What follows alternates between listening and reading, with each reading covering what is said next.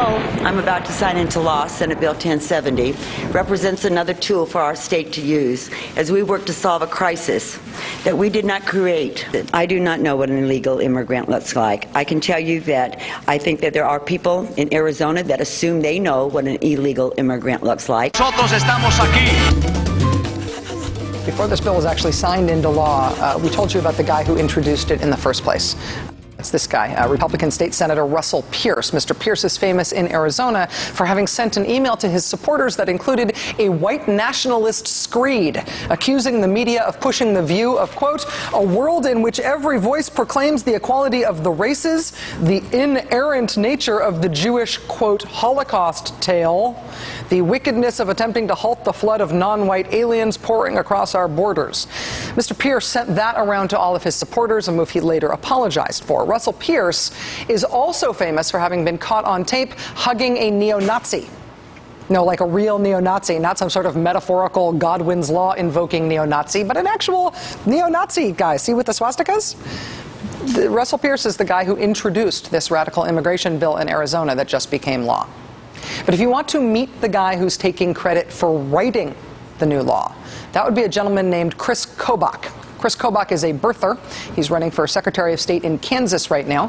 His campaign website today brags, quote, Kobach wins one in Arizona. The guy that helped write Arizona's new immigration bill is also an attorney for the Immigration Reform Law Institute. That's the legal arm of an immigration group that's called FAIR, the Federation for American Immigration Reform. FAIR was founded in 1979 by a man named John Tanton. Mr. Tanton's still listed as a member of FAIR's board of directors. Just for some insight into where John Tanton and FAIR are coming from, 7 years after he started FAIR, Mr. Tanton wrote this, quote, to govern is to populate.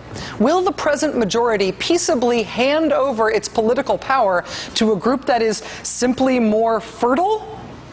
As whites see their power and control over their lives declining, will they simply go quietly into the night, or will there be an explosion? That's FAIR, who helped write Arizona's new anti-immigrant law. After John Tanton got FAIR off the ground, for 9 of the first years of the group's existence, the group reportedly received more than $1 million in funding from something called the Pioneer Fund. The Pioneer Fund describes itself as a group formed, quote, in the Darwinian Galtonian evolutionary tradition and the eugenics movement. For the last 70 years, the Pioneer Fund has funded controversial research about race and intelligence, essentially aimed at proving the racial superiority of white people. The group's original mandate was to promote the genes of those, quote, deemed to be descended predominantly from white persons who settled in the original 13 states prior to the adoption of the Constitution.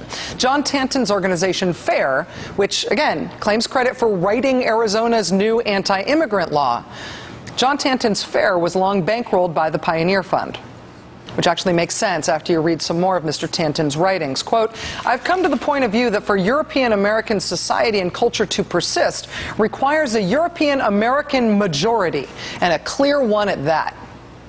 In 1997, John Tanton told the Detroit Free Press that America will soon be overrun by illegal immigrants, quote, defecating and creating garbage and looking for jobs. Again, this genius is the guy whose group is behind Arizona's new radical immigration law. They take credit for writing it. FAIR is bragging about having, quote, assisted Senator Russell Pierce in drafting the language of his Senate bill. In drafting that language, FAIR may have slipped a little something special in there for themselves. FAIR makes a living off of suing local and state governments over immigration laws. Tucked inside Article 8 of Arizona's new law is a provision that if groups like them win their cases, quote, a judge may order that the entity, quote, who brought the action recover court costs and attorney fees, which could create a nice financial boon for the formerly eugenics movement funded, advance the white majority, promote the genetics of white America anti-immigrant group whose attorneys helped write the new law. Congratulations, Arizona. This thing is going to make you really, really, really famous for a really, really, really long time.